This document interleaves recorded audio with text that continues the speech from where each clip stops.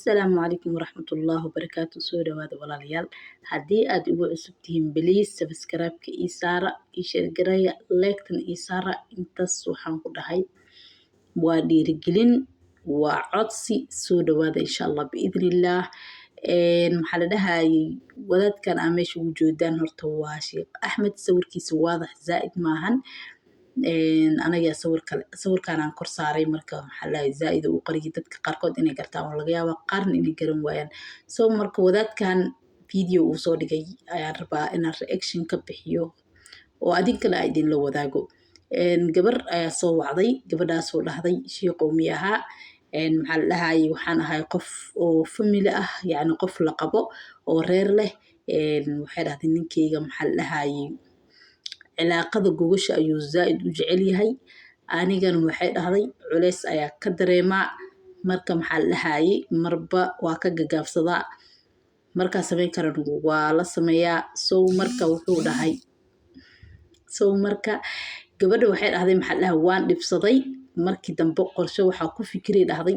si cilaaqada gogasha sariirta oo asaga zaid u jecel yahay xagiisa ee uga yaraato waxa ku fikiray dhahday nin aan isla shaqeyno oo qowmuluud ah ayaa waxay dhahday waxaan ka codsaday daawooyinka hormoonka uu isticmaalo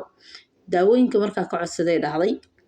uu ii keenay dhahday markasto anigana waxaan siiyaa ninkeyga asagoo ogeyn kadib waxay dhahday ninkii wuxuu isku arkay dhahday yani maxaa la dhahay inuusan yani hawa ama hami ama dareen uusan lahaynba kadib hadda waxay dhahday naasowba soo yeeshaybo jirkiisi wuu isbedel ayaa ku imaaday anigana hadda walwal iyo walbahaar ayaan dareemayaa waxay dhahday dambigii aan galayna yani dambi intee la eg aan galay ayay soo weydiisay markaas marka wuxuu dhahay subxaanallah qofkan adigoo dishay yani waxba horta ma dhaamuu dhahay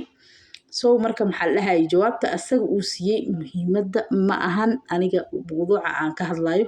naagtan intaas ay samaysay hadda ka horeeto aniga waxaan la kulmay si live aan la kulmay gabar oo maxaa la dhahayay aan aqaano asxaab aan nahay waxay soo gadatay caleenta caloosha lagu yareeyo caleenta caloosha lagu yareeyo soo gadatay kaligeed bas ma ahan ayada iyo ninkeeda 2 bokis ayay soo gateen marka ilaahay amarkiisa mid kaleeta ayay la sheer garaysay dhahday caleentana soo gadanay caloosha yareynaysa balfiiri gabadhi waa akhrisay meesha waxa ka soo baxday in ay ku jirto maado oo dareenka yareyso qaasatan dareenka ragga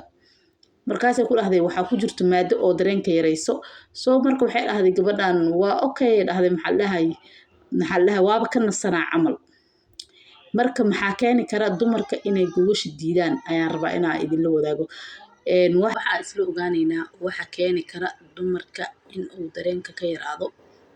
oo waxaan ku dhahay maxaa la dhahayay gogasha aysan niyad u haynin waxa keeni kara waxa waaye in aysan haysanin farxad dhammaystiran oo hormoonaadkeedii maxaa la dhahay hormoonaadka sacaada la dhahaa hormoonaadka farxadda ay hoos u dhacaan hoos u dhacaas ayaa sababaysa marka maxaa kor u qaadaya hormoonaadka sacaada oo dumarka waxa kor u qaadaya maxaa la dhahay in oo aad dareensiisid jacayl zaid ah xaaskaada inaad dareensiisid jacayl zaid ah inaad laabta gelisid inaad shumisid inaad korka u salsalaaxatid inaad farxad siisid ma ahan yani dadka qaarkood waxay u maleeyaan maqaayad hadii la geeyo ama habdiyad hadii la siiyo in ay dumarka maxaa la dhahay aysan hormoonkooda si fiican u shaqeynayo hormoon sacaada marka hormoon sacaada dhaqaatiirtu waxay sheegaan siyaabahaas hadda sheegay in uu kor u kacayo soo intaas ku dadaala